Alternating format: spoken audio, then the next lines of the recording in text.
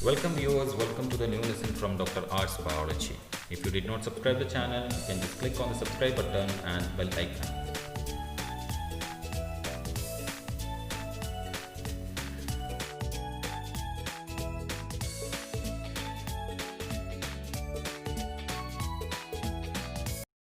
Welcome students, in this lesson we are going to learn about the structure and importance of UTP, that is uridyl triphosphate. Okay, so we can see that it is looking like same only, okay, the same like ATP only. So we need one nucleoside which is actually the uridine nucleoside. So uridine triphosphate is actually that.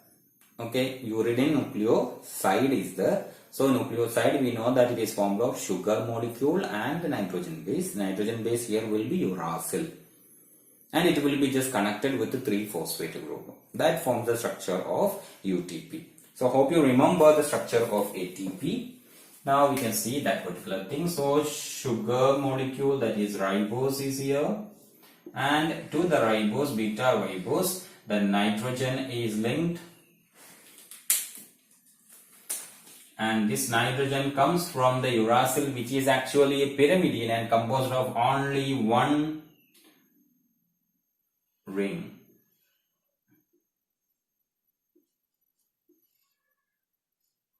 Okay, and uracil, you have to remember, you have to watch how to remember the structure of purine and pyrimidine. So ensure that you are watching that so that you will never forget the structures. So cut is there. We can see that the cytosine undergo a deamination process by which uracil is formed. So deamination is happening, so it will be double bond order. In case of the cytosine, it is NH2. That amino group will be removed to form the uracil. So now the remaining part is nothing, the adjustment of the valency. In all the pyrimidine, this particular carbon will be having double bond O. So there is no possibility. So H is the double bond, then H. So this is the uracil.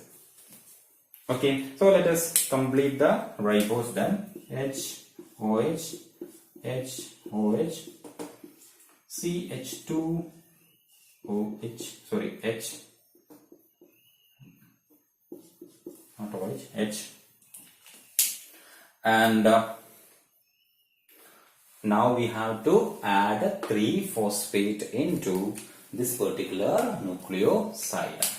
Okay, so C O P O P O P O, and there will be double bond O, double bond O, double bond O, O minus, O minus, O minus. This is actually the UTP, uridine triphosphate. And you have to, I'm not mentioning any bond here because you should know the bonding in ATP. We have already covered that chapter. And just remember what is this particular bond called, and what is this particular bond called, and what is this particular bond called. Okay, so this is N-glycosidic, and this one is phosphoester, and this was phosphoanhydride.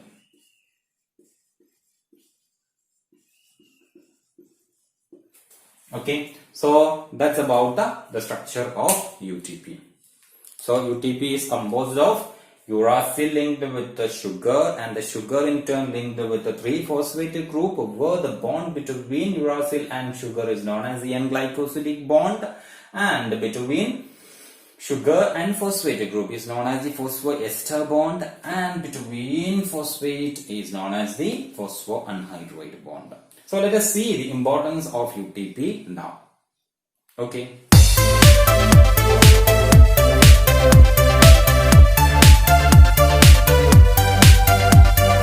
Okay, now let us see the importance of UTP. So we have already learned the structure of UTP. From the name itself, it's just a replacement of adenosine by the UTP.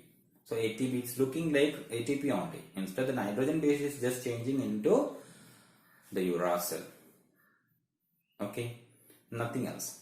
Instead of adenosine or the adenine, it is just changing into uracil. So there is no other change. It is looking exactly like the UTP only, the ATP only. So we can just see the importance that is played by. Just like ATP, the first important role is nothing but the source of energy. So it acts as a source of energy by replacing, by removing, by hydrolyzing the terminal phosphate group. It will be releasing large amount of energy that can be utilized for reactions which are otherwise thermodynamically unfavorable. Okay, so hope you got idea. So that is the case with the source of energy. So it acts as a source of energy. And second important role that is played is it acts as an activator of substrate in the biosynthetic processes. So we will be learning about glycogenesis in metabolism. In that, glycogen is formed by the linking of so many glucose molecule, but the symbol glucose cannot be linked. That mechanism is not there.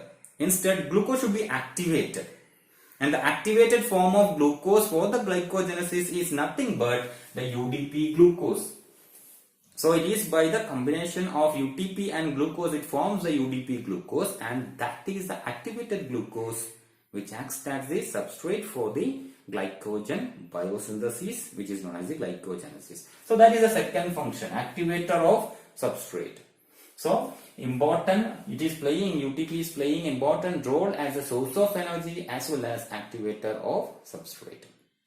Now we can see that in case of the extracellular responses into the intracellular phase, we can see that it will be mediating responses by extracellular binding to special receptors called P2Y receptors. So it will be just binding to the P2Y receptors and it will initiate responses. Without crossing the plasma membrane, it will initiate responses within the cell, within the cytoplasm and nucleoplasm. It is simply by binding, extracellular binding with the P2Y receptors. So P2Y receptors, let us see what is actually the P2Y receptors. In cyclic AMP we have learned about the G protein coupled receptor. So P2Y receptor is also a type of G protein coupled receptor where you can bind the UTP. Okay, so it will be initiating or it will be mediating responses such as vasodilation, that means increasing the diameter of vessels, especially the blood vessels in your body. Now blood clotting, we know the mechanism of blood clotting, and the immune responses. Okay, so it is actually communicating through P2Y receptors to mediate the responses like vasodilation, blood clotting and immune response. So that are the main importance of UTP. Make sure that you are learning this thing, because as I told you before, the high energy compounds are important part where you can expect questions. Okay, so hope the lesson is helpful for you. So you can just watch the next molecule. So thank you for watching.